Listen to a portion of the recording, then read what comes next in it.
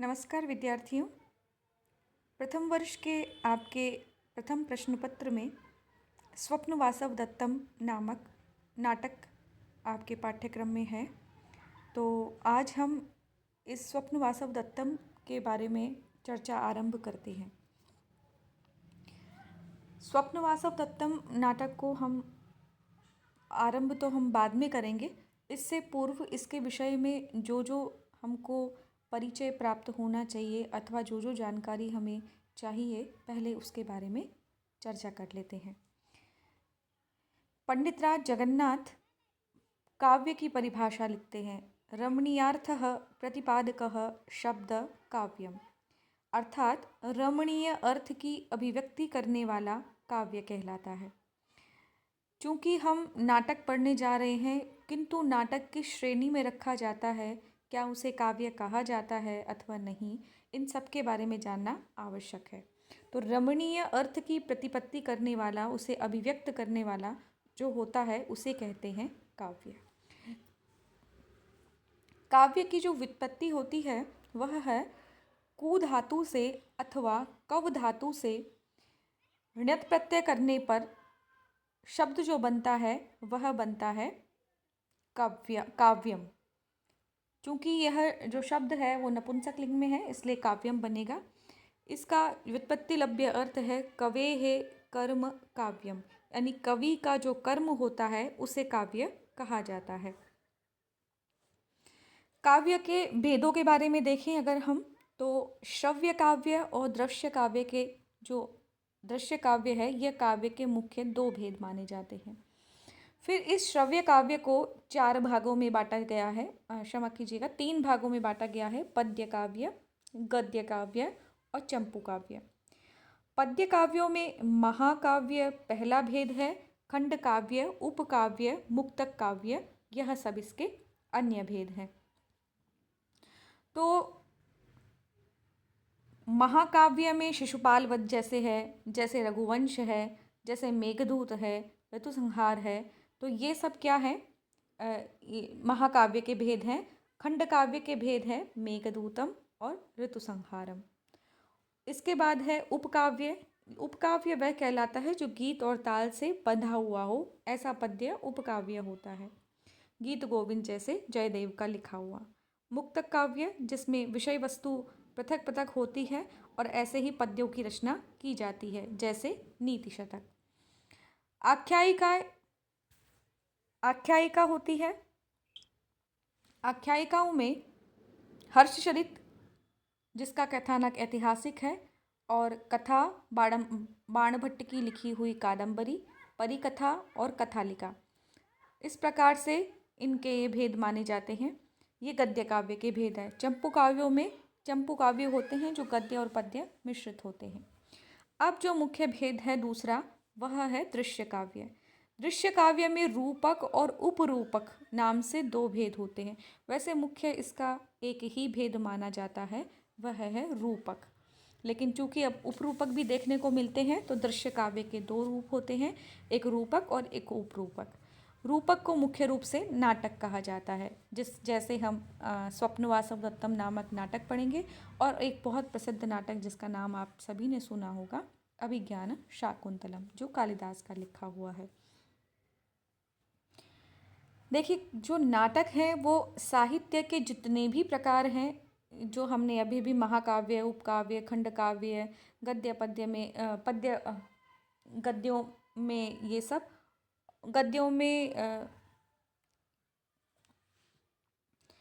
बाणभट्ट की कादंबरी और कथा, आख्यायिका इत्यादि, और गद्य पद्य मिश्रित में चंपू, जितने भी ये सब प्रकार हैं, इन सभी में रूपक अथवा नाटक को श्रेष्ठ माना जाता है।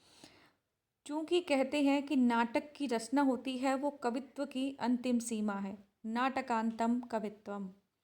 वामन ने भी काव्य अलंकार सूत्र में कहा है, संदर्भेषु दशरूपकम श्रेयः, कि रूपक के जो 10 भेद हैं वो सभी संदर्भों में, अर्थात जितने भी चित्रपट होते हैं उनमें सभी संदर्भों में ये सबसे श्रेष्ठतम माना जाता है।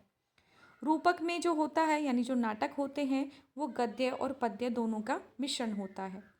जितने भी भारतीय रूपक हैं उनका उद्देश्य उपदेश देना है, संवादों के द्वारा किसी घटनाक्रम का निरूपण करना है और विषय की स्थापना मात्र इनका उद्देश्य नहीं है। अभी तो उनका जो मुख्य उद्देश्य है वह है अभिनय के विभिन्न प्रकारों से प्रेक्षक अथवा जो दर्शक है उसको रसास्वाद कराना होता है। यही इसका मुख्य उद्देश्य है। भरत ने नाट्यशास्त्र में भी कहा है कि इस संसार में सब कुछ रसमय होता है। रस के बिना कभी किसी की प्रवृत्ति नहीं होती। नहीं रसादृते कश्चित् अभ्यर्थः प्रवर्तते, कि रस के बिना किसी भी अर्थ की प्रवृत्ति नहीं होती है, ऐसा भरत मुनि ने नाट्यशास्त्र में कहा है। और यही भारतीय नाटकों की मुख्य भूमिका अथवा मुख्य उनका उद्देश्य होता है कि वह जो प्रेक्षक है, जो दर्शक है, जो नाटक देखने वाला है, उसको वह रस का आस्वादन कराए, उसको आनंद की अनुभूति कराए। यही भारतीय नाटकों का उद्देश्य है। चाहे हम रंगमंच पर सामान्य अभिनय देख रहे हों अथवा हम जो ये आप अपने सिनेमा है इत्यादि हैं इनको भी देखते हैं, तो हम उनके भावों में बिल्कुल वैसे ही हो जाते हैं। कोई बहुत करुणामय सी दृश्य होता है तो वैसे ही हमारे किसी की आंखों में आंसू आने लगते हैं, खुशी का होता है तो वैसी ही अनुभूति हमें होती है। तो यही नाटकों का मुख्य उद्देश्य होता है। महाकवि कालिदास ने नाटक की प्रशंसा में लिखा है, नाट्यम भिन्न रुचिर्जनस्य बहुधाप्येकम समाराधनम, कि भिन्न भिन्न रुचि वाले व्यक्ति को अपना अपना उस अनुकूल विषय नाट्य जगत में मिल ही जाता है। नाट्य जगत ऐसा है कि कितने भी अभिरुचि वाले व्यक्ति हों, वह अपना विषय उसमें खोज ही लेते हैं और आनंद की अनुभूति करते हैं। धनंजय के अनुसार, ये धनंजय हैं जो दशरूपक के रचयिता हैं। दशरूपक में जो रूपक के 10 प्रकार हैं उनके बारे में विस्तृत चर्चा की गई है और उनका जो लक्षण इत्यादि होते हैं उनके बारे में बताया गया है। तो वो दशरूपककार जो धनंजय हैं वे कहते हैं कि विविध पात्रों की अवस्थाओं का चतुर्विध अभिनय के द्वारा नट जब अनुकरण करता है तो उसको कहते हैं नाट्य। नाट्य की परिभाषा दी जो हम आगे भी बताएंगे आपको। अवस्थानुकृतिर नाट्यम, किसी भी अवस्था की अनुकृति को करना ही क्या कहलाता है, नाटक। उसमें 4 प्रकार का अभिनय होता है। आंगिक अंगों से, वाचिक मुंह से, सात्विक और आहार्य अभिनय होता है। तो इन चारों के द्वारा जब नट किसी भी कोई पात्र, कोई ऐतिहासिक पुरुष हो अथवा किसी भी व्यक्ति का कोई पात्र जो कल्पनाओं में है, उसका जब अनुकृति करता है, उसका जब अनुकरण करता है तो उसको कहते हैं नाट्य। नाटक को देखा जाता है, अर्थात रूपक के समान, क्षमा कीजिएगा रूपक शब्द गलत लिखा हुआ है, रूप के समान यह चक्षुर इंद्रिय का विषय है। चक्षुर इंद्रिय से हम क्या देखते हैं? चक्षुर इंद्रिय से हम रूप को देखते हैं। तो रूपक भी जो है वो भी क्या है? चक्षुर इंद्रिय के समान देखने का ही विषय है, तो इसे रूप भी कहते हैं। जब अभिनेता राम, कृष्ण इत्यादि पात्रों की अवस्थाओं का अपने में आरोप करके और उसको अभिनय करता है तो नाट्य या रूप को शास्त्रीय दृष्टि से उसे रूपक कहते हैं, यानी देखना अर्थात रूप को देखना। और जब इसमें कोई भी अभिनेता किसी भी ऐतिहासिक पुरुष की अवस्थाओं को अपने ऊपर आरोपित कर लेता है तो फिर उसे कहा जाता है रूपक।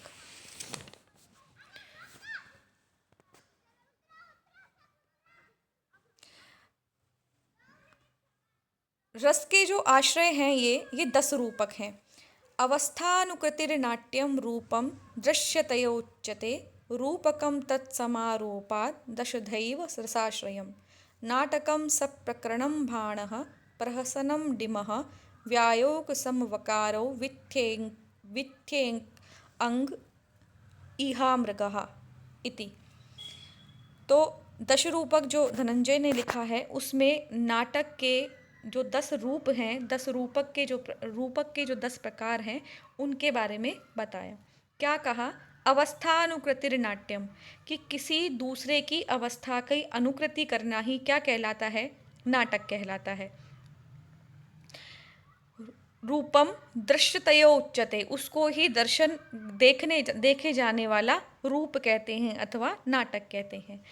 रूपकम तत्समारोपात, इसीलिए रूपक है क्योंकि उसका उसमें समारोप कर लिया जाता है। रूप अर्थात देखना, और उस जो देखना है वह जो नाटक करने वाला जो नट है वह किसी भी पात्र को अपने ऊपर समारोपित कर लेता है।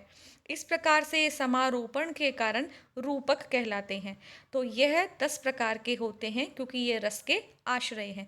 रस के आश्रय होने के कारण ही इनमें अनेक प्रकार के भेद देखने को मिलते हैं। नाटकम सप्रकरणम भाणः प्रहसनम डिमः व्यायोग समवकारौ वित्थ्यंक इहामृगाः। देखिए कौन से हैं 10 प्रकार।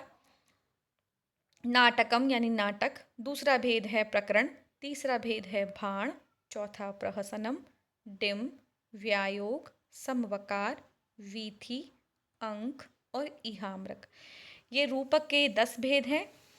तो ये जो 10 भेद हैं, ये 10 भेद आपके कभी कभी परीक्षाओं में पूछ लेते हैं, प्रतियोगी परीक्षाओं में अथवा नेट इत्यादि की परीक्षाओं में तो पूछे ही जाते हैं।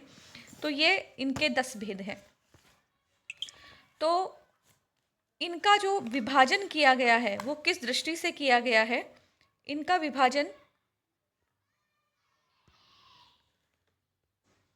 विभाजन जो किया गया है वो नायक, कथानायक, नायक और रस, इन यानी वस्तु नेता रसस्तेषां भेदकः।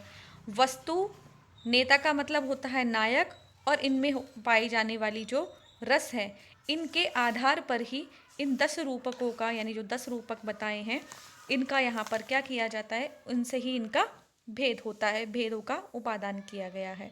तो ये थी इसके बारे में सामान्य जानकारी। अगले वीडियो में हम स्वप्नवासव दत्तम के जो लेखक हैं भास, उनके बारे में जानेंगे और इसी प्रकार से और आगे की चर्चा करेंगे। धन्यवाद।